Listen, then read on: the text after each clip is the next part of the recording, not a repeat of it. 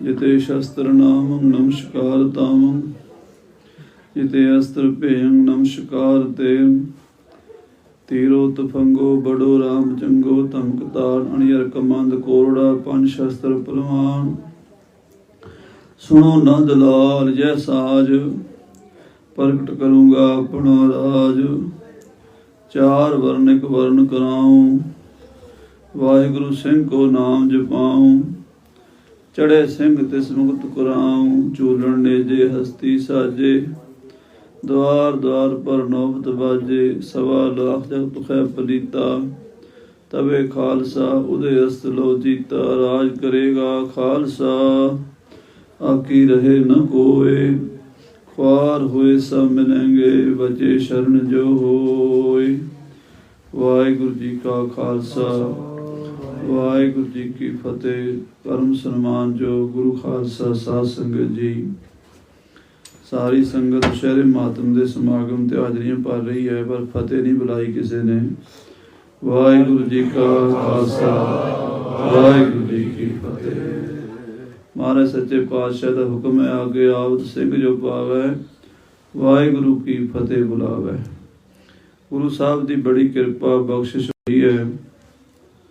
दुशहरे मातम का समागम जो आप मना रहे हैं ये पंथ दे वाली साहिबे कमाल श्री गुरु गोबिंद सिंह साहब जी ने 10वें पातशाह जी ने हिंदुस्तान के लोगों के जीवन में बड़ा परिवर्तन लिया सी। लोगों का जीवन बदल दिता सी। महाराज साहब के बचन ने गिदड़ों से मैं शेर बनाऊं चिड़ियों से मैं बाज तुड़ाऊं सवा लाख से एक लड़ाऊं तब गोबिंद सिंह नाम कहाऊं। सच्चे पातशाह जी ने गिदड़ा तो शेर बनाया खालसा साजिया ते जदों महाराज ने उन्होंने गिदड़ा नूं शेर बनाया उन्होंने चिड़ियां तो बाज तुड़ाए तो उन्होंने त्यौहार भी बदल दिते रहनी बहनी बदलती सोच बदल दी रहन सहन के ढंग तरीके बदल दिते क्योंकि जिहड़े समाज विच परिवर्तन लिया जाता है उन्होंने लोगों के पुराने रीति रिवाज जिहड़े हुंदे हन उन्होंने तब्दीली लियानी पैंदी है। नहीं तो लोग जिहड़े हन पिछली रूढ़ीवादी विचारधारा तुरे जाते हैं। होली का त्यौहार सीगा होली मनाते सन खेदा उड़ाना सिर पाना संगी साथियों दे करना कुपत बहुत रौला है कचौड़ा है। खे उड़ाते मिट्टी घट्टा सिर च पा लेना नशे कर लेने शराबां पी लैनियां भंगां पी लैनियां ते फिर पागल हो के हासी मजाक करी जाना। ये होली का त्यौहार इन्ना क बन के रह गया सी। महाराज ने उहदी थां ते होला महला पुर साहब च मनाया। होली के त्यौहार ते सारे नूं बुलाया भी होली ते पहला सारे आनंदपुर साहब आ जाओ ते शस्त्र धारण करके आओ। महाराज दे 33 हुक्मनामे 10वें पातशाह दे सानू मिलते हैं। बाकी हुक्मनामे कुछ अलोप भी हो गए होंगे पर डॉक्टर गंडा सिंह जी पंजाबी यूनीवर्सिटी पटियाला विच होए हन उन्होंने हुक्मनामे महाराज दे लभ के 10वें पातशाह दे छापे हैं। उन्हां विच लिखिया भी 5 हथियार बन के आना शस्त्र सजा के आना तैयार बर तैयार हो गए। इसे तरह महाराज ने होला जिथे बनाया वैसाखी का पूर्व भी जड़ा महाराज ने खालसे के जन्मदिन दे वैसाखी के दर्श पे सतगुर की ओ विचार। लोग वैसाखी मनाते कणकां फसलां वढ़ के मेला मनाते सी नचदे गांदे भंगड़े भुंगड़े पाते सी। थल्लों आवाज आ रही थोड़ी उन्हें बेनती करो भी आवाज ना आवे। थल्लों आवाज आ रही है बेनती करो पूरी शांति चाहिए कागरता बख्शो। आखो सतनाम श्री वाहिगुरू। दिवाली का त्यौहार सीगा लोग दीवे मना के बाल के मनाते सन। महाराज 6वें पातशाह गुरु हरगोबिंद साहब जदों ग्वालियर तो आए बाबा बुढ़ा साहब जी ने उन्होंने बंदी छोड़ दे दिवस रूप में मनाया। साडे जीवन में ज्ञान का दीवा बले सतगुर शब्द उजारो दीपा बिनस्यो अंधकार ते मंदिर रतन कोठड़ी खुली अनूपा। ਦੀਵਾਲੀ ਦੀ ਰਾਤ ਹਨੇਰੇ ਦੀ ਰਾਤ ਹੁੰਦੀ ਹੈ। ਦੀਵੇ ਬਾਲ ਕੇ ਪ੍ਰਕਾਸ਼ ਕਰਨਾ, ਵੀ ਸੰਸਾਰ ਵਿੱਚ ਹਨੇਰਾ ਅਗਿਆਨਤਾ ਦਾ ਹੈ। ਗੁਰੂ ਦੇ ਗਿਆਨ ਦਾ ਦੀਵਾ ਬਾਲੋ, ਸ਼ਬਦ ਦਾ ਦੀਵਾ ਬਾਲੋ, ਤੁਹਾਡੇ ਅੰਦਰ ਰੂਹਾਨੀਅਤ ਦਾ ਦੀਵਾ ਬਲੇਗਾ, ਪ੍ਰਾਤਮਾ ਦਾ ਪ੍ਰਕਾਸ਼ ਹੋਵੇਗਾ, ਹਨੇਰਾ ਦੂਰ ਹੋਵੇਗਾ। ਸ੍ਰੀ ਅੰਮ੍ਰਿਤਸਰ ਸਾਹਿਬ ਵਿਖੇ ਦੀਪਮਾਲਾ ਦਾ ਜੋੜ ਮੇਲਾ। ਸਤਿਗੁਰੂ ਮਹਾਰਾਜ ਨੇ ਇਹ ਸਾਰੇ ਤਿਉਹਾਰ ਜਿਹੜੇ ਨੇ ਹਿੰਦੂਆਂ ਵਿੱਚ, ਸਮਾਜ ਵਿੱਚ, ਜਿਹੜੇ ਸਾਡੇ ਇੰਡੀਆ ਦੇ ਸਾਰੇ ਲੋਕ ਮਨਾਉਂਦੇ ਸੀ, ਜੈਨੀ ਬੋਧੀ, ਉਹਨਾਂ ਤਿਉਹਾਰਾਂ ਵਿੱਚ ਪਰਿਵਰਤਨ ਲਿਆਂਦਾ। ਦੁਸ਼ਹਿਰੇ ਦਾ ਜਿਹੜਾ ਦਿਨ ਹੈ ਸਾਧ ਸੰਗਤ ਜੀ, ਇਹ ਮਨਾਇਆ ਜਾਂਦਾ ਸੀ ਰਾਵਣ ਨੂੰ ਮਾਰ ਕੇ ਸ੍ਰੀ ਰਾਮਚੰਦਰ ਜੀ ਨੇ ਜਦੋਂ ਜਿੱਤ ਹਾਸਲ ਕੀਤੀ ਸੀ, ਫਤਿਹ ਹਾਸਲ ਕੀਤੀ ਸੀ। ਦੁਸ਼ਹਿਰਾ ਜਿਹੜਾ ਹੈ ਉਹ ਬਦੀ ਦੇ ਉੱਤੇ ਨੇਕੀ ਦੀ ਜਿੱਤ ਦਾ ਪ੍ਰਤੀਕ ਸੀਗਾ। ਵੀ ਜਿਹੜਾ ਕੋਈ ਪਾਪੀ ਬੰਦਾ ਕਿਸੇ ਦੀ ਧੀ ਭੈਣ ਨੂੰ, ਕਿਸੇ ਦੀ ਇੱਜ਼ਤ ਨੂੰ ਹੱਥ ਪਾਉਂਦਾ ਹੈ, ਸੀਤਾ ਨੂੰ ਚੁੱਕ ਕੇ ਲੈ ਗਿਆ ਸੀ ਰਾਵਣ, ਉਸ ਪਾਪੀ ਨੂੰ ਮਾਰਿਆ। ਮਹਾਰਾਜ ਦੀ ਬਾਣੀ ਵਿੱਚ ਗੁਰੂ ਨਾਨਕ ਸਾਹਿਬ ਜੀ ਨੇ ਵੀ ਲਿਖਿਆ, ਰਾਮਚੰਦ ਮਾਰਿਓ ਇਹ ਰਾਵਣ, ਭੇਦ ਭਵੀਖਣ ਗੁਰਮੁਖ ਪ੍ਰਚਾਇਣ। ਸ੍ਰੀ ਰਾਮਚੰਦਰ ਨੇ ਰਾਮ ਤੇ ਫਤਿਹ ਕਰਕੇ ਸਾਰਾ ਮੋਰਚਾ, ਤੇ ਸਤਿਗੁਰੂ ਜੀ ਨੇ ਬਾਣੀ 'ਚ ਲਿਖਿਆ ਹੈ ਵੀ ਉਹ ਜੰਗ ਜਿੱਤ ਲਿਆ, ਫਤਿਹ ਕਰ ਲਿਆ, ਮੋਰਚਾ ਫਤਿਹ ਕਰ ਲਿਆ।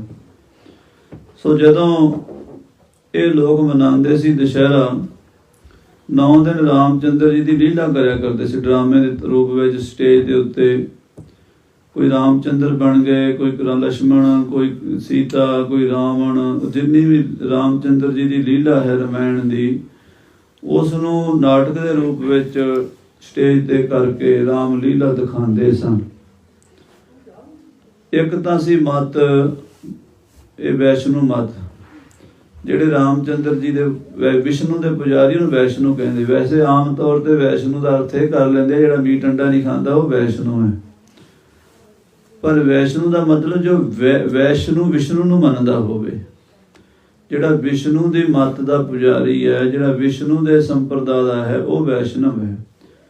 ਜਿਹੜੇ ਵੈਸ਼ਨਵ ਸਨ ਉਹ ਤਾਂ ਰਾਮਲੀਲਾ ਕਰਦੇ ਸਨ। ਜਿਹੜੇ ਸ਼ਕਤੀ ਨੂੰ ਮੰਨਣ ਵਾਲੇ ਸਨ ਉਹ ਜਗਰਾਤੇ ਕਰਦੇ ਸਨ, ਦੇਵੀ ਦੇ, ਸ਼ੇਰਾਂ ਵਾਲੀ ਮਾਤਾ ਦੇ। ਉਹ ਜਗਰਾਤਿਆਂ ਵਿੱਚ ਸਾਰੀ ਸਾਰੀ ਰਾਤ ਕੀਰਤਨ ਕਰਦੇ ਸਨ।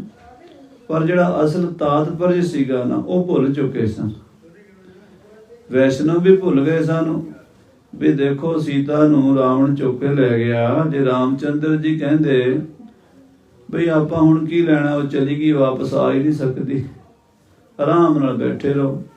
ਸੀਤਾ ਕਦੀ ਸਮੁੰਦਰ ਤੋਂ ਪਾਰੋਂ, ਲੰਕਾ ਤੋਂ ਵਾਪਸ ਆ ਨਹੀਂ ਸੀ ਸਕਦੀ।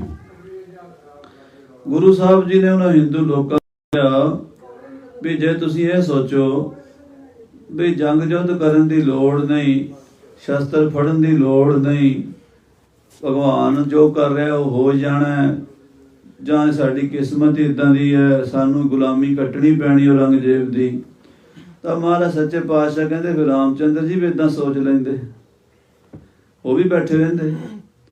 ਪਰ ਰਾਮਚੰਦਰ ਜੀ ਨੇ ਇੱਦਾਂ ਨਹੀਂ ਸੋਚਿਆ। ਉਹਨਾਂ ਨੇ ਉਦਮ ਕੀਤਾ, ਬਾਂਦਰਾਂ ਦੀ ਸੈਨਾ ਲੈ ਕੇ ਲੰਕਾ ਤੋਂ ਪਾਰ ਗਏ, ਸਮੁੰਦਰ ਤੋਂ ਪਾਰ ਜਾ ਕੇ ਲੰਕਾ ਵਿੱਚ ਰਾਵਣ ਨਾਲ ਯੁੱਧ ਕੀਤਾ। ਰਾਮਚੰਦਰ ਜੀ ਨੇ ਰਾਵਣ ਨੂੰ ਮਾਰ ਕੇ ਫਤਿਹ ਕਰਕੇ ਸੀਤਾ ਨੂੰ ਵਾਪਸ ਲਿਆਂਦਾ। ਦਸਮ ਪਾਤਸ਼ਾਹ ਨੇ ਲਿਖਿਆ ਹੀ ਹੈ, ਹੁਣੇ ਤੁਸੀਂ ਪਾਠ ਪੜ੍ਹਿਆ ਸੀ, ਲੈ ਸੀ ਇਸ ਆਏ ਮੰਗਲ ਸੁਚਾਰ ਗਾਏ। ਸੀਤਾ ਦੇ ਸਵਾਮੀ ਜੀ ਸੀਤਾ ਨੂੰ ਲੈ ਕੇ ਆਏ, ਬੜੇ ਖੁਸ਼ੀ ਦੇ ਗੀਤ ਗਾਏ। ਤੁਸੀਂ ਲੋਕ ਸਿਰਫ ਰਾਮਲੀਲਾ ਕਰਕੇ ਤੇ 10ਵੇਂ ਦਿਨ ਰਾਵਣ ਦਾ ਬੁੱਤ ਸਾੜ ਦਿੰਦੇ ਹੋ, ਪਟਾਕੇ ਵਜਾ ਕੇ ਤੇ ਘਰ ਨੂੰ ਆ ਜਾਂਦੇ ਹੋ। ਅਸਲੀ ਰਾਵਣ ਤਾਂ ਜਿਉਂਦਾ ਹੈ ਜੇ ਤੁਹਾਡੇ ਸਾਹਮਣੇ। ਔਰੰਗਜ਼ੇਬ ਰਾਵਣ ਹੀ ਜਿਹੜਾ ਹਜ਼ਾਰਾਂ ਸੀਤਾ ਰੋਜ਼ ਜਨੇਊ ਤੋੜ ਕੇ 100 ਮਣ ਤੇ ਫਿਰ ਰੋਟੀ ਖਾਂਦਾ ਹੈ, ਤੁਹਾਡੇ ਮੰਦਰ ਤੋੜਦਾ ਹੈ, ਤੁਹਾਡੇ ਧਰਮ ਦੀ ਬੇਅਦਬੀ ਕਰਦਾ ਹੈ, ਤੁਹਾਡੇ ਕਲਚਰ ਨੂੰ ਮਲੀਆ ਮੇਟ ਕਰ ਰਿਹਾ ਹੈ, ਤੇ ਤੁਸੀਂ ਕਹਿੰਦੇ ਹੋ ਵੀ ਇਹ ਸਾਡੀ ਕਿਸਮਤ ਹੈ। ਮਹਾਰਾਜ ਕਹਿੰਦੇ ਨਹੀਂ, ਉਦਮ ਕਰੋ, ਸ਼ਸਤਰ ਫੜੋ, ਤਿਆਰ ਬਰ ਤਿਆਰ ਹੋ।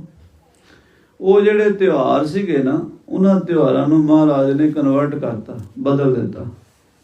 ਹੁਣ ਦੁਸ਼ਹਿਰੇ ਦਾ ਜਿਹੜਾ ਤਿਉਹਾਰ ਸੀਗਾ, ਇੱਕ ਪਾਸੇ ਵੈਸ਼ਨਵ ਮਤ ਵਾਲੇ ਜਿਹੜੇ ਸਨ ਉਹ ਕਰਦੇ ਸੀਗੇ ਰਾਮਲੀਲਾ, ਤੇ ਸਾਖਤ ਮਤ ਵਾਲੇ ਕਰਦੇ ਸੀਗੇ ਦੁਰਗਾ ਦੀ ਭਗਤੀ, ਉਹ ਕਰਦੇ ਸੀ ਜਗਰਾਤਾ ਕਰਕੇ ਸਾਰੀ ਸਾਰੀ ਰਾਤ। ਆਪਾਂ ਇੱਧਰ ਜਾਏ ਬਿਹਾਰ ਵੱਲ, ਪਟਨਾ ਸਾਹਿਬ ਵੱਲ ਜਾਈਦਾ ਜਦੋਂ, ਕਦੀ ਤੁਸੀਂ ਨਰਾਤਿਆਂ ਵਿੱਚ ਜਾਓ, ਉਧਰ ਰਾਮਲੀਲਾ ਤੇ ਘੱਟ ਵੇਖੀ ਹੈ, ਤੇ ਅਸੀਂ ਜ਼ਿਆਦਾਤਰ ਜਗਰਾਤੇ ਬੜੇ ਵੇਖੇ, ਬਹੁਤ ਲੱਖਾਂ ਦੇ ਤਾਦਾਦ ਵਿੱਚ ਗਲੀ ਗਲੀ ਜਗਰਾਤਾ ਹੁੰਦਾ।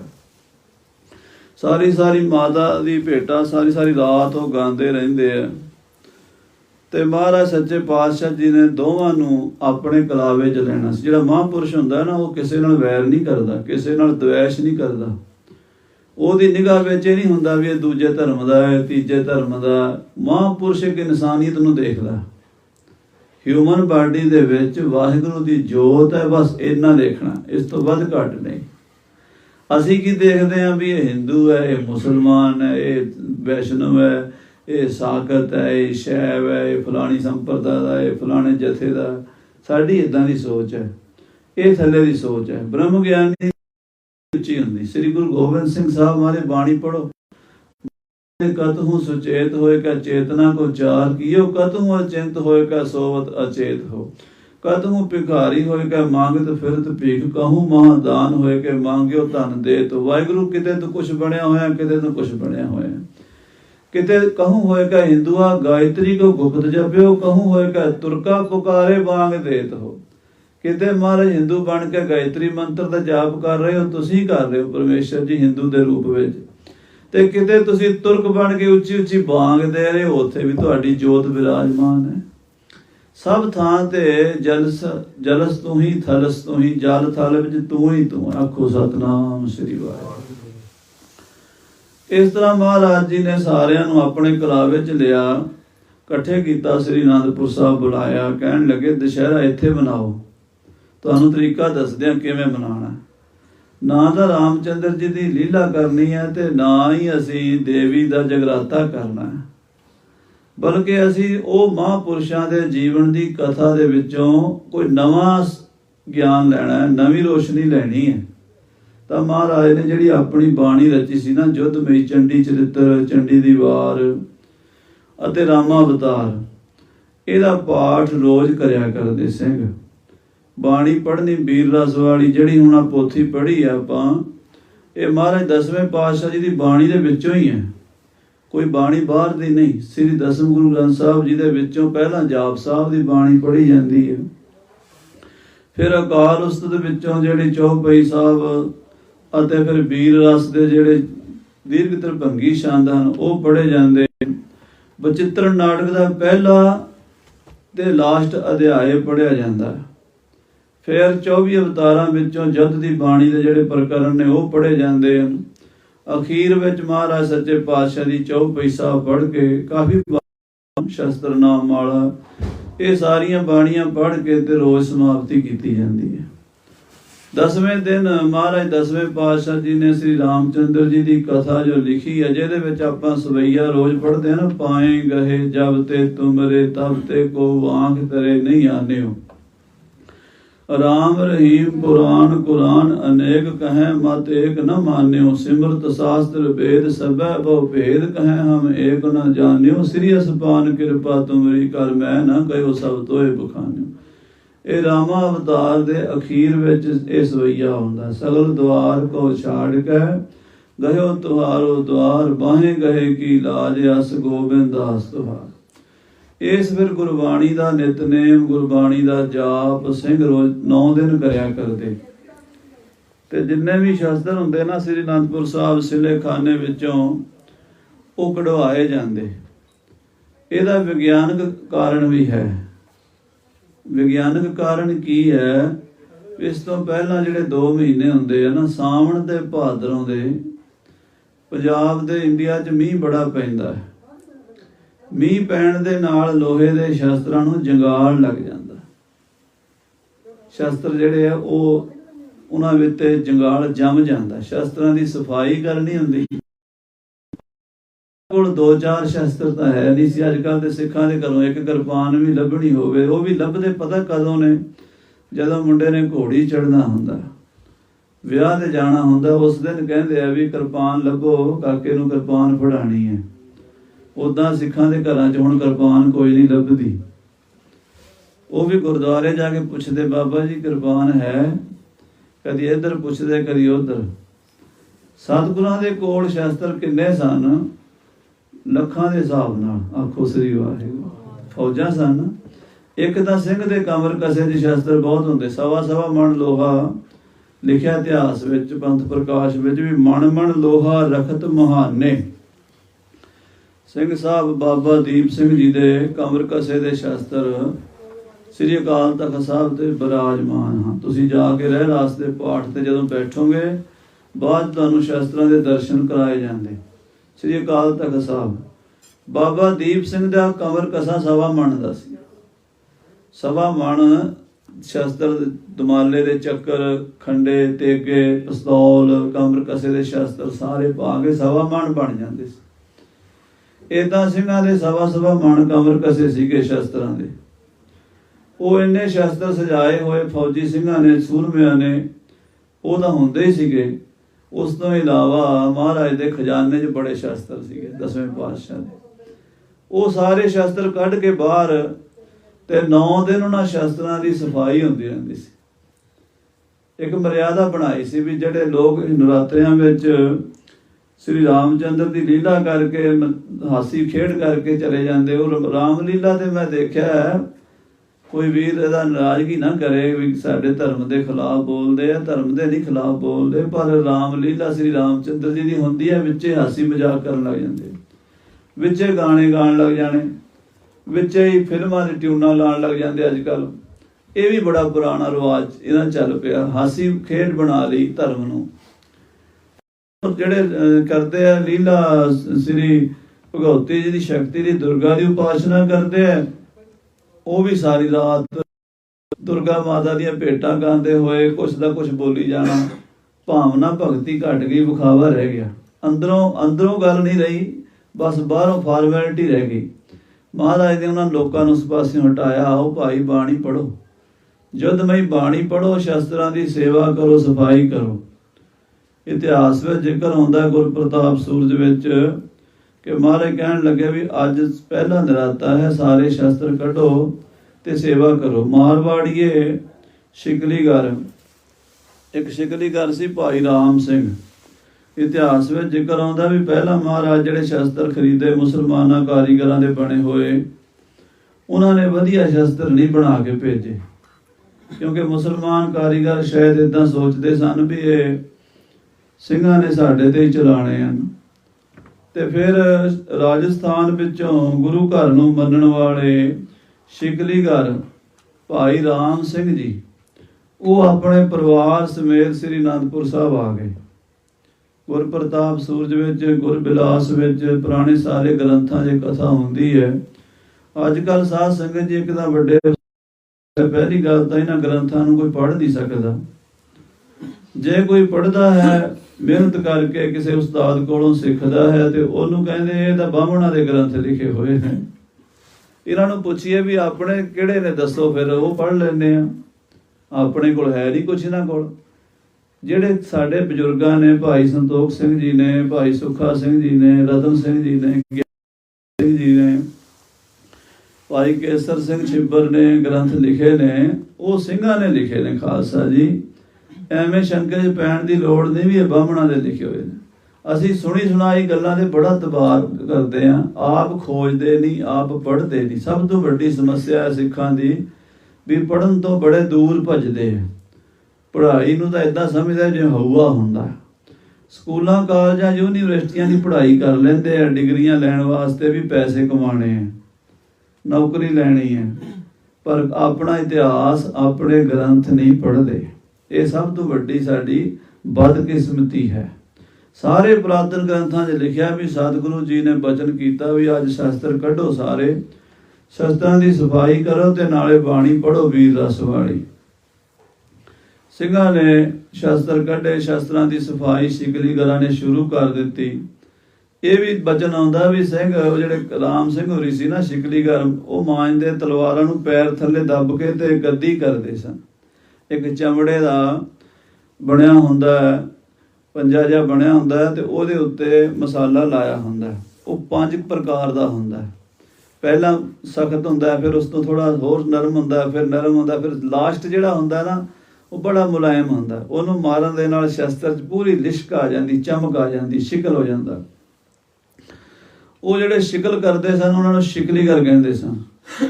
ਉਹ ਸ਼ਿਕਲੀਗਰ ਸ਼ਸਤਰਾਂ ਨੂੰ ਏਦਾਂ ਪੈਰ ਥੱਲੇ ਦਬਾ ਕੇ ਜਦੋਂ ਮਾਂਜਦੇ ਤੇ ਮਹਾਰਾਜ ਕਹਿੰਦੇ ਸ਼ਸਤਰਾਂ ਨੂੰ ਪੈਰ ਨਹੀਂ ਲਾਈਦੇ ਹੁੰਦੇ। ਉਹ ਮਹਾਰਾਜ ਜਦ ਕਹਿ ਕੇ ਚਲੇ ਗਏ ਤੇ ਉਹਨਾਂ ਨੇ ਕੀ ਕੀਤਾ, ਉਹ ਸਾਰੇ ਸ਼ਸਤਰ ਨਾ 2-2 4-4 ਕਿਰਪਾਨਾਂ ਬੰਨ੍ਹ ਕੇ ਸਿਰ ਤੇ ਰੱਖ ਲਈ। ਮਹਾਰਾਜ 10ਵੇਂ ਪਾਤਸ਼ਾਹ ਆਏ, ਕਹਿੰਦੇ ਸਿੰਘੋ ਇਹ ਕੀ ਗੱਲ ਤੁਸੀਂ ਮਾਂਜਦੇ ਨਹੀਂ ਸ਼ਿਕਲੀਗਰਾਂ ਨੂੰ? ਉਹ ਕਹਿੰਦੇ ਮਹਾਰਾਜ ਮਾਂਜੀਏ ਕਿ ਤੁਸੀਂ ਕਹਿੰਦੇ ਪੈਰ ਨਹੀਂ ਲਾਣੇ, ਪੈਰਾਂ ਤੋਂ ਬਿਨਾਂ ਮਾਂਜਿਆ ਨਹੀਂ ਜਾਂਦਾ। ਮਹਾਰਾਜ ਕਹਿੰਦੇ ਠੀਕ ਹੈ, ਸੇਵਾ ਵਿੱਚ ਬੇਅਦਬੀ ਨਹੀਂ ਹੁੰਦੀ, ਤੁਹਾਨੂੰ ਮਾਫ ਕੀਤਾ, ਪਰ ਵੈਸੇ ਸ਼ਸਤਰਾਂ ਨੂੰ ਪੈਰ ਨਹੀਂ ਲਾਣੇ। ਆਖੋ ਸਤਿਨਾਮ ਸ੍ਰੀ ਵਾਹਿਗੁਰੂ। ਜਦੋਂ ਸੇਵਾ ਕਰਨੀ ਹੋਵੇ, ਹੁਣ ਜਿਵੇਂ ਆਪਾਂ ਸ੍ਰੀ ਦਰਬਾਰ ਸਾਹਿਬ ਅੰਮ੍ਰਿਤਸਰ ਸੇਵਾ ਕਰਦੇ, ਰਾਤ ਨੂੰ ਸਿੰਘ ਇਸ਼ਨਾਨ ਦੀ ਕਰਦੇ, ਜੇ ਉਹ ਕਹਿਣ ਵੀ ਹੁਣ ਅਸੀਂ ਇੱਥੇ ਪੈਰ ਨਹੀਂ ਰੱਖਣਾ ਤਾਂ ਸੇਵਾ ਹੋ ਨਹੀਂ ਸਕਦੀ, ਕਿਉਂਕਿ ਸਰੀਰ ਦੇ ਨਾਲ ਹੀ ਹੈ ਨਾ, ਪੈਰ ਵੀ ਸਾਡੇ ਸਰੀਰ ਦੇ ਨਾਲ ਨੇ। ਕਈ ਚੀਜ਼ਾਂ ਐਸੀਆਂ ਨੇ ਜਿਹੜੀਆਂ ਸੇਵਾ ਦੇ ਵਿੱਚ ਜ਼ਰੂਰੀ ਹੁੰਦੀਆਂ। ਜਦੋਂ ਸ੍ਰੀ ਗੁਰੂ ਗ੍ਰੰਥ ਸਾਹਿਬ ਦੀ ਜਿਲਦ ਬੰਨ੍ਹੀ ਜਾਂਦੀ ਹੈ ਨਾ, ਉਸ ਵੇਲੇ ਸੂਆ ਮਾਰਨਾ ਪੈਂਦਾ ਵਿੱਚ। ਜਿਹੜੇ ਅੱਜ ਕੱਲ੍ਹ ਸਾਡੇ ਵਰਗੇ ਕੱਟੜਪੰਥੀ ਬੰਦੇ ਜੇ ਦੇਖ ਲੈਣ, ਉਹ ਕਹਿਣਗੇ ਤਾਂ ਬੇਅਦਬੀ ਹੋ ਗਈ, ਸੂਆ ਮਾਰਿਆ। ਪਰ ਹੁਣ ਜਿਲਦ ਕਿਵੇਂ ਬੰਨੋਗੇ? ਉੱਥੇ ਸੂਆ ਮਾਰਨਾ ਪਏਗਾ। ਸ਼ਸਤਰ ਦੀ ਸਫਾਈ ਕਰਨ ਲੱਗਿਆ ਜੇ ਕਿਤੇ ਤੁਹਾਡੇ ਕੋਲ ਐਸੀ ਗੱਲ ਹੁੰਦੀ ਹੈ ਤਾਂ ਉਹ ਗੱਲ ਵੱਖਰੀ ਹੈ, ਪਰ ਜਾਣ ਬੁੱਝ ਕੇ ਸ਼ਸਤਰਾਂ ਨੂੰ ਪੈਰ ਲਾਓ, ਜਾਣ ਬੁੱਝ ਕੇ ਸ਼ਸਤਰਾਂ ਨੂੰ ਝੂਠੇ ਹੱਥ ਲਾਓ, ਬਿਨਾਂ ਮਤਲਬ ਦੇ ਸ਼ਸਤਰਾਂ ਦੀ ਬੇਅਦਬੀ ਕਰੋ, ਉਹ ਪਾਪ ਹੈ। ਆਖੋ ਸਤਿਨਾਮ ਸ੍ਰੀ ਵਾਹਿਗੁਰੂ। ਮਹਾਰਾਜ ਨੇ ਖਾਲਸੇ ਦੀ ਮਰਜ਼ਾਦਾ ਦੱਸੀ ਸਾਰੀ। ਨਾਲੇ ਬਾਣੀ ਜਿਹੜੀ ਹੈ ਜੁੱਧਮਈ ਬਾਣੀ, ਮਹਾਰਾਜ ਦੇ ਸਿੰਘ ਪੜ੍ਹਿਆ ਕਰਦੇ। ਬਾਣੀ ਪੜ੍ਹ ਕੇ ਜੋਸ਼ ਆਉਂਦਾ ਸੀਗਾ। ਪੜ੍ਹ ਕੇ ਤਿਹਾਰੀ ਬਾਣੀ, ਸ੍ਰੀਮਾਨ ਗੋਬਿੰਦ ਸਿੰਘ ਜੀਵਨ ਮੁਕਤ ਜਨ ਹੋਏ ਰਹੇ ਆਗਮੇ। ਅਗ ਨਾਮ ਹੈ ਅਗਿਆਨ ਦਾ। ਇਹ ਸੰਸਾਰ ਅਗਿਆਨ ਦੇ ਵਿੱਚ ਜੀ ਰਿਹਾ ਸਾਧ ਸੰਗਤ ਜੀ। ਸਾਰੇ ਆਪਾਂ ਅਗਿਆਨੀ ਜੀਵ ਹਾਂ। ਮੈਂ ਮੇਰੀ 'ਚ ਫਸੇ ਹੋਏ ਆ। ਮੈਂ ਮਮਤਾ, ਹਉਮੈ ਮਮਤਾ, ਇਹ ਬੰਧਨ ਪਏ ਹੋਏ ਨੇ। ਗੁਰੂ ਮਹਾਰਾਜ ਦੀ ਬਾਣੀ ਪੜ੍ਹ ਕੇ ਇਸ ਹਉਮੈ ਦੇ, ਮਮਤਾ ਦੇ ਬੰਧਨ 'ਚੋਂ ਪਾਰ ਲੰਘਿਆ ਜਾ ਸਕਦਾ ਹੈ। ਬਾਬਾ ਦੀਪ ਸਿੰਘ ਜੀ ਵਰਗੇ, ਭਾਈ ਮਨੀ ਸਿੰਘ ਜੀ ਵਰਗੇ, ਭਾਈ ਤਾਰੂ ਸਿੰਘ ਵਰਗੇ, ਅਕਾਲੀ ਫੂਲਾ ਸਿੰਘ ਜੀ ਵਰਗੇ ਸੂਰਬੀਰ ਯੋਧੇ, ਸੰਤ ਮਹਾਂਪੁਰਸ਼ ਬ੍ਰਹਮ ਗਿਆਨੀ ਇਸ ਪੰਥ ਵਿੱਚ ਹੋਏ। ਬਾਣੀ ਪੜ੍ਹ ਕੇ ਤਿਹਾਰੀ ਬਾਣੀ, ਸ੍ਰੀਮਾਨ ਗੋਬਿੰਦ ਸਿੰਘ ਜੀਵਨ ਮੁਕਤ ਜਨ ਹੋਏ ਰਹੇ ਆਗਮੇ। ਸਾਧ ਮੇ ਨਾ ਸ਼ੇਰਪਣ, ਕਹਿੰਦੇ ਸਾਧ ਵਿੱਚ ਸ਼ੇਰਾਂ ਵਾਲਾ ਖੁੰਖਾਰਪੁਣਾ ਨਹੀਂ ਹੁੰਦਾ। ਸਾਧ ਮੇ ਨਾ ਸ਼ੇਰਪਣ ਤੇ ਸ਼ੇਰ ਮੇ ਨਾ ਸਾਧਪਣ। ਸ਼ੇਰ ਵਿੱਚ ਸਾਧੂ ਵਾਲੀ ਸਾਧਤਾ ਹੀ ਨਹੀਂ ਹੁੰਦੀ, ਨਿਮਰਤਾ ਨਹੀਂ ਹੁੰਦੀ, ਪਿਆਰ ਨਹੀਂ ਹੁੰਦਾ, ਠੰਡਾ। ਸ਼ੇਰ ਖੁੰਖਾਰ ਹੁੰਦਾ। ਸਾਧ ਸ਼ੇਰਪਣ, ਸ਼ੇਰ ਮੇ ਨਾ ਸਾਧਪਣ। ਦੋ ਪਣ ਦੇਖੀਏ ਤਾਂ ਆਪ ਹੀ ਕੇ ਮਗਵੇਂ। ਤੁਹਾਡੇ ਪੰਥ ਵਿੱਚ ਦੋਵੇਂ ਚੀਜ਼ਾਂ, ਜਿੱਥੇ ਸ੍ਰੀ ਗੁਰੂ ਗ੍ਰੰਥ ਸਾਹਿਬ ਮਹਾਰਾਜ ਸੱਚੇ ਪਾਤਸ਼ਾਹ ਦੀ ਬਾਣੀ ਭਗਤੀ, ਪਿਆਰ, ਹਲੀਮੀ, ਸ਼ਰਧਾ, ਗਿਆਨ ਦਿੰਦੀ ਹੈ, ਉੱਥੇ 10ਵੇਂ ਪਾਤਸ਼ਾਹ ਦੀ ਬਾਣੀ ਵੀਰ ਰਸ, ਅਣਖ, ਗੈਰਤ ਦਾ ਬੀਜ ਬੀਜਦੀ ਸਾਡੇ ਅੰਦਰ। ਇਹ ਦੋਵੇਂ ਰਸਤੇ ਗੁਰੂ ਸਾਹਿਬ ਜੀ ਨੇ ਸਾਨੂੰ ਖਾਲਸੇ ਨੂੰ ਦਿੱਤੇ। ਦੋਵੇਂ ਹੀ ਇੱਕੋ ਪੰਥ ਦੇ ਵਿੱਚ ਦੋਵੇਂ ਚੀਜ਼ਾਂ ਹਨ। ਗੁਰੂ ਦਾ ਖਾਲਸਾ ਸੰਤ ਵੀ ਹੈ, ਗੁਰੂ ਦਾ ਖਾਲਸਾ ਸਿਪਾਹੀ ਵੀ ਹੈ। ਸੋ ਮਹਾਰਾਜ ਨੇ ਇਹ ਬਾਣੀ ਪੜ੍ਹੀ ਤੇ ਫਿਰ 10ਵੇਂ ਦਿਨ ਜਦੋਂ ਦੁਸ਼ਹਿਰੇ ਦਾ ਦਿਨ ਆਇਆ, ਤਖਤ ਸ੍ਰੀ ਕੇਸਗੜ੍ਹ ਸਾਹਿਬ, ਅੱਜ ਵੀ ਸਾਧ ਸੰਗਤ ਜੀ ਉੱਥੇ ਮਹਾਰਾਜ ਦੇ ਸ਼ਸਤਰ ਉਸੇ ਤਰ੍ਹਾਂ ਪ੍ਰਕਾਸ਼ਮਾਨ। ਕਈ ਲੋਕਾਂ ਨੂੰ ਸ਼ੰਕਾ ਹੁੰਦਾ ਵੀ ਇਹ ਪੜ੍ਹਨ ਪੀੜੇ ਦੇ ਉੱਤੇ ਸ਼ਸਤਰ ਕਿਉਂ ਰੱਖੇ ਆ ਜੀ। ਕਈ ਸ਼ਸਤਰਾਂ ਨੂੰ ਮੱਥਾ ਟੇਕਣ ਲੱਗਿਆ ਵੀ ਮਨ ਦੇ ਵਿੱਚ ਘੁੰਡੀ ਰੱਖਦੇ ਆ ਵੀ ਸ਼ਸਤਰਾਂ ਨੂੰ ਅਸੀਂ ਮੱਥਾ ਨਹੀਂ ਟੇਕਣਾ।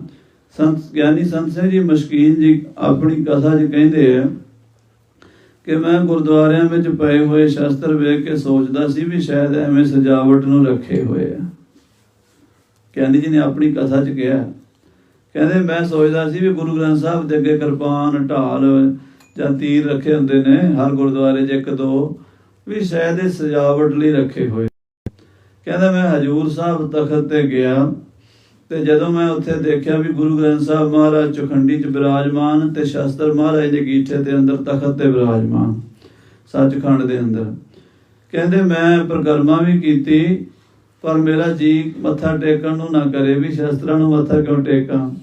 ਕਹਿੰਦੇ ਮੈਂ ਆ ਕੇ ਬੈਠ ਗਿਆ। ਜਦੋਂ ਮਨ 'ਚ ਇਹ ਸ਼ੰਕਾ ਚੱਲ ਹੀ ਰਿਹਾ ਸੀ ਕਿ ਰਾਗੀ ਸਿੰਘਾਂ ਨੇ ਸ਼ਬਦ ਲਾਤਾ, ਕਿਰਪਾਨ, ਖੰਡੋ ਖੜਗ तुबक तबर यार तीर, सैफ सरोही सहती यह हमारे पीर। तीर तू ही सहती तू ही तबर तलवार, नाम तिहारो जो जपै भय सिंध भव पार।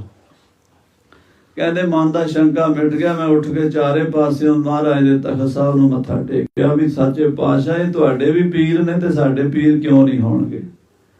ਜਦੋਂ ਮਹਾਰਾਜ 10ਵੇਂ ਪਾਤਸ਼ਾਹ ਜੰਗ ਜਿੱਤ ਕੇ ਚਮਕੌਰ ਸਾਹਿਬ ਤੇ ਜੰਗ ਤੋਂ ਬਾਅਦ ਮਾਛੀਵਾੜੇ ਤੋਂ ਬਾਅਦ ਸਾਰਾ ਪਰਿਵਾਰ ਵਾਰ ਕੇ ਮਾਲਵੇ ਦੇਸ਼ ਨੂੰ ਗਏ ਨੇ।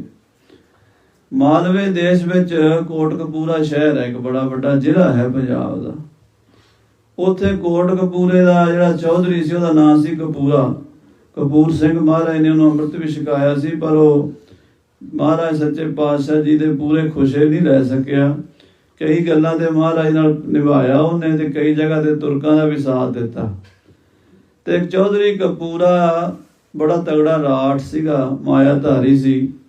ਮਹਾਰਾਜ ਕੋਟਕਪੂਰੇ ਪਹੁੰਚ ਗਏ ਤੇ ਬਾਹਰ ਅੱਜ ਕੱਲ੍ਹ ਜਿੱਥੇ ਗੁਰਦੁਆਰਾ ਸਾਹਿਬ ਹੈ 10ਵੇਂ ਪਾਤਸ਼ਾਹ ਦਾ ਕੋਟਕਪੂਰੇ, ਉੱਥੇ ਮਹਾਰਾਜ ਨੇ ਪ੍ਰਣਾਮ ਕੀਤਾ ਤੇ ਕਪੂਰਾ ਚੌਧਰੀ ਆਇਆ ਤੇ ਉਹਨੇ ਚਾਦਰ ਬੰਨੀ ਹੋਈ ਸੀ। ਪਹਿਲਾਂ ਲੋਕ ਨਾ ਲੰਮੀ ਚਾਦਰ ਲਾਂਗੜ ਲਾਉਂਦੇ ਹੁੰਦੇ ਸੀਗੇ, ਧੋਤੀ ਬੰਨੀ ਸੀ, ਤੇ ਉਹਦੇ ਨਾਲ ਉਹ ਮਿੱਟੀ ਉੱਡੀ ਦੀ ਤੇ ਨਾਲ ਤੁਰਿਆ ਆਵੇ ਬੜੀ ਆਕੜ ਦੇ ਨਾਲ। ਭਾਈ ਮਲਿਆਗਰ ਸਿੰਘ ਜੀ ਕਹਿੰਦੇ, ਚੌਧਰੀ ਜੀ ਹੌਲੇ ਤੁਰੋ, ਤੁਹਾਡੇ ਚਾਦਰੇ ਨਾਲ ਮਿੱਟੀ ਉੱਡ ਕੇ ਸ਼ਸਤਰਾਂ ਤੇ ਪੈਂਦੀ ਹੈ। ਕਹਿੰਦੇ ਥੋੜਾ ਜਿਹਾ ਉਹਨੂੰ ਮਹਿਸੂਸ ਹੋਇਆ ਵੀ ਮੈਨੂੰ ਟੋਕਿਆ, ਫਿਰ ਆ ਕੇ ਬੈਠ ਗਿਆ। ਉਹਨੇ ਕੀ ਦੇਖਿਆ ਵੀ 2 ਤਖਤਪੋਸ਼ ਲੱਗਿਆ, 2 ਹੀ ਚੰਦੋਏ ਲੱਗੇ।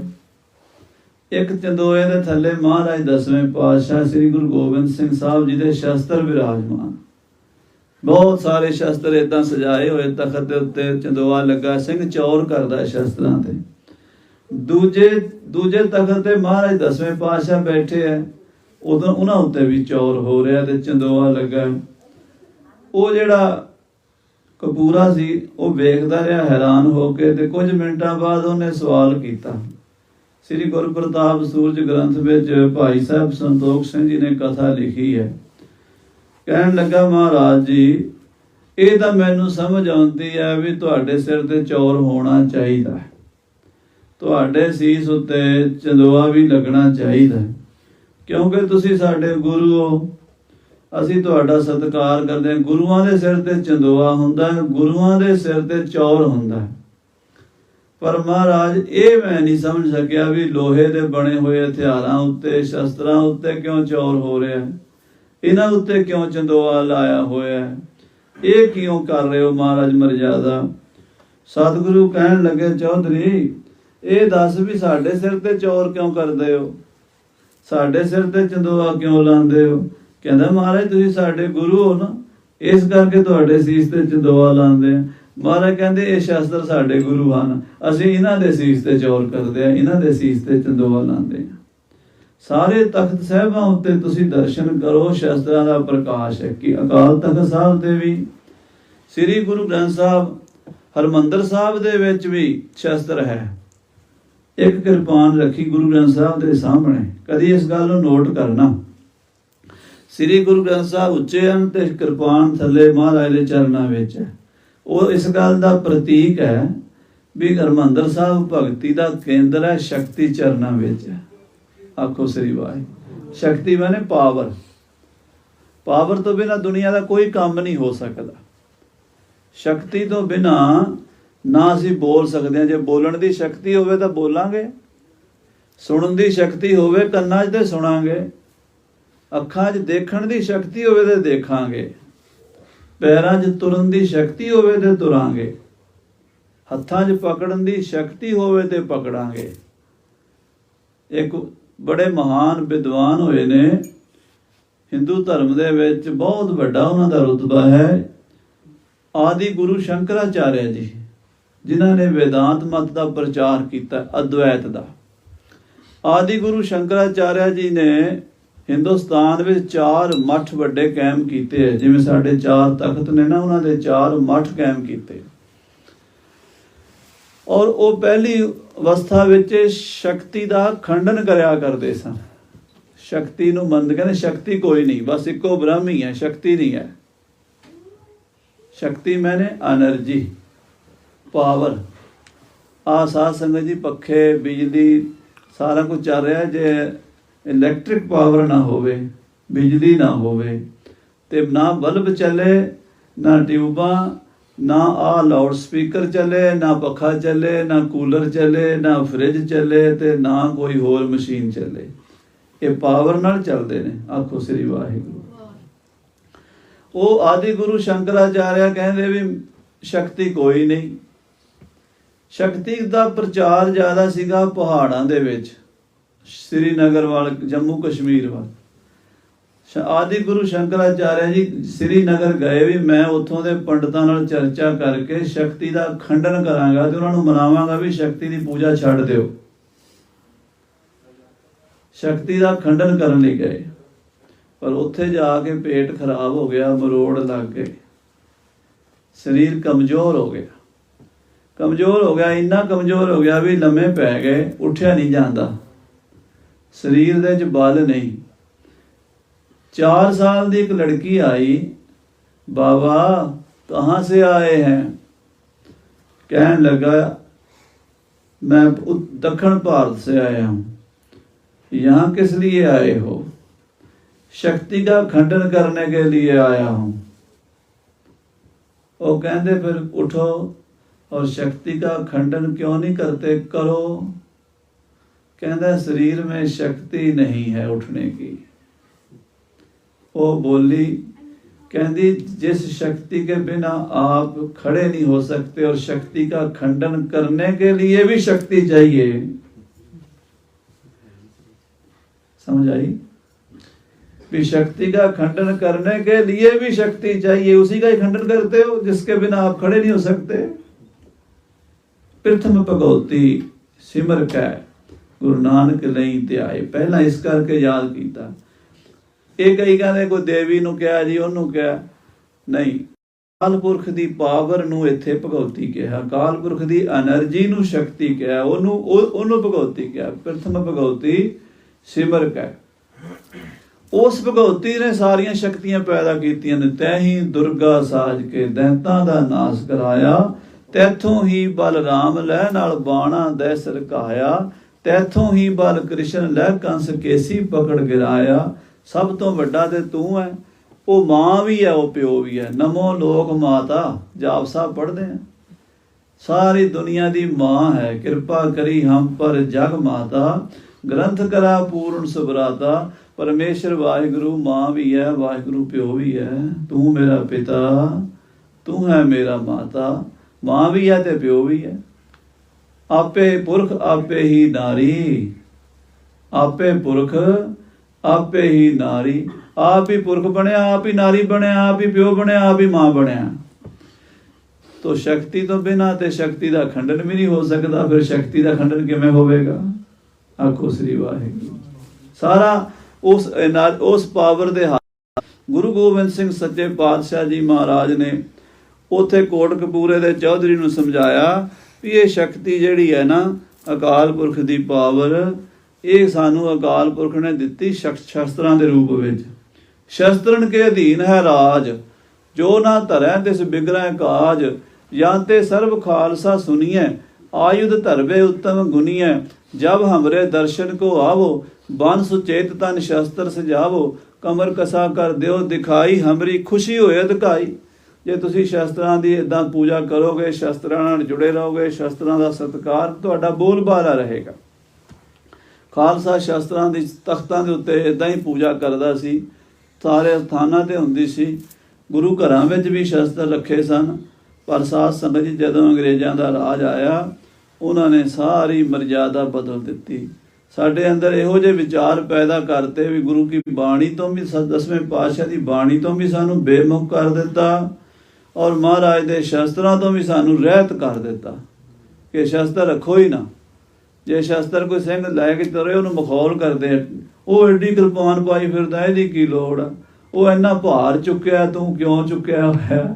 ਤਾਂ ਉਹ ਫਿਰ ਜਿਹੜੇ ਗੁਰੂ ਦੇ ਪਿਆਰ ਵਾਲੇ, ਉਹ ਤਾਂ ਫਿਰ ਬੇਇੱਜ਼ਤੀ ਦੀ, ਇੱਜ਼ਤ ਦੀ ਪਰਵਾਹ ਨਹੀਂ ਕਰਦੇ। ਜੋ ਮਰਜ਼ੀ ਲੋਕ ਕਹੀ ਜਾਣ, ਨਿੰਦੋ ਨਿੰਦੋ ਮੋਕੋ ਲੋਕ ਨਿੰਦੋ, ਨਿੰਦਾ ਜਨ ਕੋ ਖਰੀ ਪਿਆਰੀ। ਇਹਨਾਂ 84 ਵਾਲਿਆਂ ਨੂੰ ਆਪਾਂ ਲੈਣਾ ਕੀ ਹੈ? ਖਾਲਸਾ ਇਹਨਾਂ ਤੋਂ ਬਾਹਰ ਹੈ। ਤਤ ਖਾਲਸਾ ਗੁਰ ਕਾ ਜਾਹਰ ਕਹਿਤ 84 ਤੇ ਹੈ ਬਾਹਰ। ਇਹ ਜਿਹੜੇ 84 ਲੱਖ ਜੂਨਾਂ 'ਚ ਪਏ ਹੋਏ ਜੀਵ ਨੇ, ਆਪਾਂ ਇਹਨਾਂ ਦੇ ਮਗਰ ਲੱਗਾਂਗੇ ਤੇ ਫਿਰ 84 ਦੇ ਗੇੜੇ 'ਚ ਪੈ ਜਾਵਾਂਗੇ। ਤੇ ਜਦੋਂ ਅਸੀਂ ਮਹਾਰਾਜ ਸੱਚੇ ਪਾਤਸ਼ਾਹ ਜੀ ਦੇ ਨਾਲ ਜੁੜ ਜਾਵਾਂਗੇ, ਬਾਣੀ ਔਰ ਬਾਣੇ ਨਾਲ ਜੁੜ ਜਾਵਾਂਗੇ, 84 ਲੱਖ ਜੂਨਾਂ ਦੇ ਚੱਕਰ 'ਚੋਂ ਨਿਕਲ ਕੇ ਖਾਲਸਾ ਪਦਵੀ ਨੂੰ ਪਹੁੰਚ ਜਾਵਾਂਗੇ। ਸੋ ਪਿਆਰਿਓ, ਇਹ ਮਹਾਰਾਜ ਸੱਚੇ ਪਾਤਸ਼ਾਹ ਜੀ ਦੀ ਮਰਜ਼ਾਦਾ ਇੱਥੋਂ ਦੇ ਨੌਜਵਾਨਾਂ ਗੁਰਸਿੱਖਾਂ ਨੇ, ਇਹ ਗੁਰੂ ਸਾਹਿਬ ਦੀ ਖੇਡ ਹੈ। ਜਿੰਨੀ ਦਸਮ ਬਾਣੀ ਦੀ ਨਿੰਦਾ ਹੋਈ ਹੈ ਨਾ, ਇਹਦਾ ਬੜਾ ਫਾਇਦਾ ਹੋਇਆ ਖਾਲਸਾ ਜੀ, ਨੁਕਸਾਨ ਕੋਈ ਨਹੀਂ ਹੋਇਆ, ਫਾਇਦਾ ਹੋਇਆ। ਗੁਰੂ ਸਾਹਿਬ ਦੀ ਕਲਾ ਹੈ। ਇੱਕ ਮਹਾਂਪੁਰਸ਼ ਹਨ ਬਾਬਾ ਮਹਿੰਦਰ ਸਿੰਘ ਜੀ, ਉਹ ਸਾਦੇ ਜਿਹੇ ਕੱਪੜਿਆਂ 'ਚ ਰਹਿੰਦੇ ਸੀ, ਪਜਾਮਾ ਕੁੜਤਾ ਪਾਇਆ ਹੁੰਦਾ ਸੀ ਤੇ ਬਿਲਕੁਲ ਗੁਪਤ ਸਾਧੂ ਸੀਗੇ। 1980-82 'ਚ ਕਿਸੇ ਸਿੰਘ ਨੇ, ਜਿਨ੍ਹਾਂ ਨੇ ਪੁੱਛਿਆ ਸੀ, ਉਹਨਾਂ ਨੇ ਮੈਨੂੰ ਬਚਨ ਦੱਸਿਆ। ਉਹ ਕਹਿੰਦੇ, ਅਸੀਂ ਪੁੱਛਿਆ ਬਾਬਾ ਜੀ ਬਈ ਮਹਾਂਪੁਰਸ਼ੋ, ਇਹ ਦਸਮ ਦੀ ਬਾਣੀ ਦਾ ਪ੍ਰਚਾਰ ਨਹੀਂ ਹੁੰਦਾ, ਦਸਮ ਦੀ ਬਾਣੀ ਲੋਕ ਪੜ੍ਹਦੇ ਨਹੀਂ, ਛੱਡ ਗਏ ਹੈ, ਤੇ ਇਹ ਕਿਵੇਂ ਪ੍ਰਚਾਰ ਹੋਵੇਗਾ? ਉਹ ਕਹਿੰਦੇ ਉਲਟੇ ਪਾਸਿਓਂ ਪ੍ਰਚਾਰ ਹੋਵੇਗਾ। ਉਦੋਂ ਸਮਝ ਨਹੀਂ ਆਈ ਵੀ ਉਲਟੇ ਪਾਸਿਓਂ ਕਿਵੇਂ ਹੋਵੇਗਾ। ਹੁਣ ਪਤਾ ਲੱਗਾ ਵੀ ਉਲਟੇ ਪਾਸਿਓਂ ਕਿਵੇਂ ਹੋਏਗਾ। ਇਹਨਾਂ ਨੇ ਜਦੋਂ ਨਿੰਦਾ ਕੀਤੀ ਮਹਾਰਾਜ ਦਸਵੇਂ ਪਾਤਸ਼ਾਹ ਦੀ ਬਾਣੀ ਦੀ, ਵਿਰੋਧਤਾ ਕੀਤੀ ਹੈ, ਤੇ ਖਾਲਸਾ ਜਾਗ ਪਿਆ। ਸਿੰਘ ਬਾਣੀ ਪੜ੍ਹਨ ਲੱਗ ਪਏ, ਥਾਂ ਥਾਂ ਤੇ ਗੁਰਬਾਣੀ ਦਾ ਜਾਪ ਹੋ ਰਿਹਾ। ਪੁਰਾਤਨ ਮਰਜ਼ਾਦਾ ਫਿਰ ਕਾਇਮ ਹੋ ਦੇਸ਼ਾਂ ਵਿੱਚ। ਹਾਲਾਂਕਿ ਸ੍ਰੀ ਅਕਾਲ ਤਖਤ ਸਾਹਿਬ ਤੇ ਵੀ 1925 ਤੱਕ ਇਹ ਮਰਜ਼ਾਦਾ ਪੂਰੀ ਬਰਕਰਾਰ ਸੀ, ਕਾਇਮ ਸੀਗੀ। ਤੇ ਤਖਤ ਸ੍ਰੀ ਪਟਨਾ ਸਾਹਿਬ ਦੇ ਹਜੂਰ ਸਾਹਿਬ ਹੁਣ ਵੀ ਹੈ, ਉੱਥੇ ਤਾਂ ਇਹ ਪਾਠ ਵੀ ਰੋਜ਼ ਹੁੰਦੇ ਨੇ ਤੇ ਮਹਾਰਾਜ ਦੇ ਸ਼ਸਤਰਾਂ ਦਾ ਪੂਜਨ ਵੀ ਹੁੰਦਾ ਹੈ। ਸ਼੍ਰੋਮਣੀ ਪੰਥ ਅਕਾਲੀ ਬੁੱਢਾ ਦਲ ਪੰਜਵਾਂ ਤਖਤ, ਉੱਥੇ ਵੀ ਇਹ ਮਰਜ਼ਾਦਾ ਕਾਇਮ ਹੈ।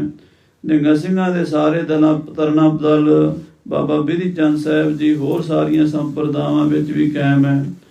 ਮਹਾਂਪੁਰਸ਼ਾਂ ਨੇ ਦਮਦਮੀ ਟਕਸਾਲ ਮਹਿਤੇ ਵੀ ਇਹ ਮਰਜ਼ਾਦਾ ਕਾਇਮ ਕੀਤੀ ਹੈ ਵੀ ਪਾਠ ਮਹਾਰਾਜ ਦਸਵੇਂ ਪਾਤਸ਼ਾਹ ਦੀ ਬਾਣੀ ਦੇ ਕੀਤੇ ਜਾਂਦੇ ਹੈ। ਇਸੇ ਤਰ੍ਹਾਂ ਹੋਰ ਸਾਧੂ ਸੰਤ ਮਹਾਤਮਾ ਹੁਣ ਬਾਣੀ ਪੜ੍ਹਨ ਲੱਗ ਪਏ। ਨੌਜਵਾਨ ਸਿੰਘ ਥਾਂ ਥਾਂ ਬਾਣੀ ਪੜ੍ਹਨ ਲੱਗ ਪਏ। ਇਹ ਗੁਰੂ ਦੀ ਕਿਰਪਾ ਹੈ।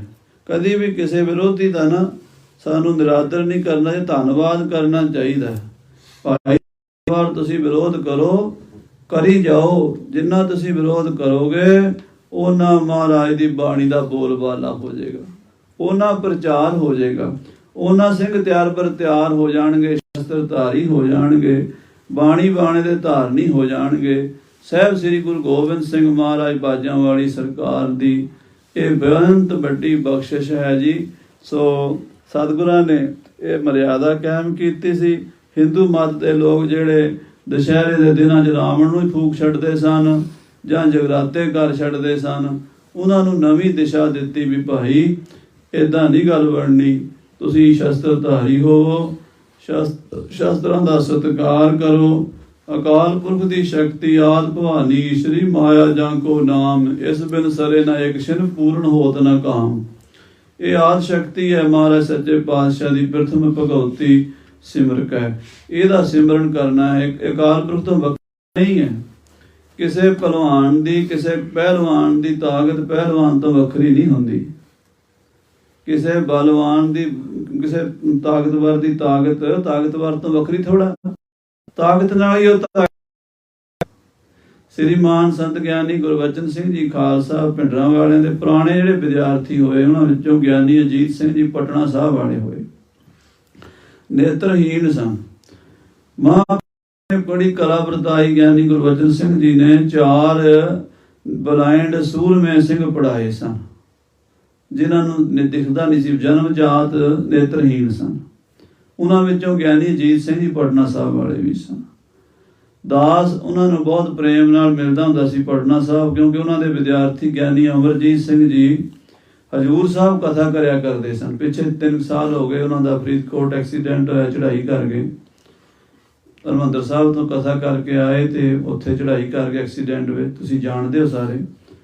ਗਿਆਨੀ ਅਮਰਜੀਤ ਸਿੰਘ ਨਾਲ ਦਾਸ ਦਾ ਪ੍ਰੇਮ ਸੀ ਤੇ ਅਸੀਂ ਉੱਥੇ ਪਟਨਾ ਸਾਹਿਬ ਇਕੱਠੇ ਮਹਾਂਪੁਰਸ਼ਾਂ ਕੋਲ ਬੈਠੇ। ਗਿਆਨੀ ਅਜੀਤ ਸਿੰਘ ਜੀ ਕੋਲ, ਉਹ ਨੇਤਰਾਂ ਤੋਂ ਉਹਨਾਂ ਨੂੰ ਦਿਸਦਾ ਨਹੀਂ ਸੀ।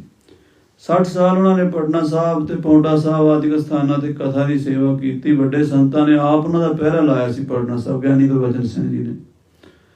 ਉਹਨਾਂ ਮਹਾਂਪੁਰਸ਼ਾਂ ਨੇ ਦੱਸਿਆ, ਕਹਿੰਦੇ ਅਸੀਂ ਗਿਆਨੀ ਜੀ ਨੂੰ, ਸ੍ਰੀਮਾਨ ਸੰਤ ਗਿਆਨੀ ਗੁਰਬਚਨ ਸਿੰਘ ਜੀ ਖਾਲਸਾ ਭਿੰਡਰਾਂ ਵਾਲਿਆਂ ਨੂੰ ਪੁੱਛਿਆ ਸੀ ਵੀ ਮਹਾਂਪੁਰਸ਼ੋ ਜਿਹੜਾ ਦਸਮ ਦੀ ਬਾਣੀ 'ਚ ਭਗਉਤੀ ਦਾ, ਚੰਡੀ ਦਾ, ਦੇਵੀ ਦਾ ਜ਼ਿਕਰ ਆਉਂਦਾ, ਦੇਵੀ ਜੋ ਕੀ ਉਸਤਤ, ਭਗਉਤੀ ਜੋ ਕੀ ਉਸਤਤ, ਸ੍ਰੀ ਕਰਾ ਚੌਲੀ ਜੀ ਸਹਾਏ, ਵੀ ਇਹ ਕੋਈ ਦੇਵੀ ਕੋਈ ਕਿੱਦਾਂ ਦੀ ਦੇਵੀ ਹੈ। ਵੀ ਜਿਵੇਂ ਹਿੰਦੂਆਂ ਦੀਆਂ 9 ਦੇਵੀਆਂ ਨੇ, ਕੋਈ ਦੁਰਗਾ ਦੇਵੀ, ਕੋਈ ਮਨਸਾ ਦੇਵੀ, ਕੋਈ ਲਾਟਾਂ ਵਾਲੀ ਦੇਵੀ ਕਹਿੰਦਾ ਹੈ, ਬਈ ਸਾਨੂੰ ਇਹ ਸ਼ੰਕਾ ਹੋ ਜਾਂਦਾ ਵੀ ਅਸੀਂ ਗੁਰੂ ਕੇ ਸਿੱਖ ਹੋ ਕੇ ਦੇਵੀਆਂ ਦੀ ਗੱਲ ਕਿਉਂ ਪੜ੍ਹਦੇ ਹਾਂ, ਦੇਵੀਆਂ ਦੀ ਬਾਣੀ ਕਿਉਂ ਪੜ੍ਹਦੇ ਹਾਂ, ਇਹ ਕੀ ਹੈ। ਤਾਂ ਮਹਾਂਪੁਰਸ਼ਾਂ ਨੇ ਕਿਹਾ, ਅਜੀਤ ਸਿੰਘ ਕਹਿੰਦੇ ਇਹ ਦੱਸ ਵੀ ਕੋਈ ਸ਼ਕਤੀ ਤੋਂ ਬਿਨਾਂ ਸ਼ਕਤਾ ਬਣ ਸਕਦਾ? ਇੱਕੋ ਹੀ ਗੱਲ ਦੱਸ, ਕੋਈ ਸ਼ਕਤੀ ਤੋਂ ਬਿਨਾਂ ਸ਼ਕਤਾ ਹੋ ਸਕਦਾ? ਪੰਜਾਬੀ ਸਿੱਧਾ ਕਹਿ ਦਈਏ ਵੀ ਤਾਕਤ ਤੋਂ ਬਿਨਾਂ ਤਾਕਤਵਰ ਹੋ ਸਕਦਾ? ਬਲ ਤੋਂ ਬਿਨਾਂ ਬਲਵਾਨ ਹੋ ਸਕਦਾ?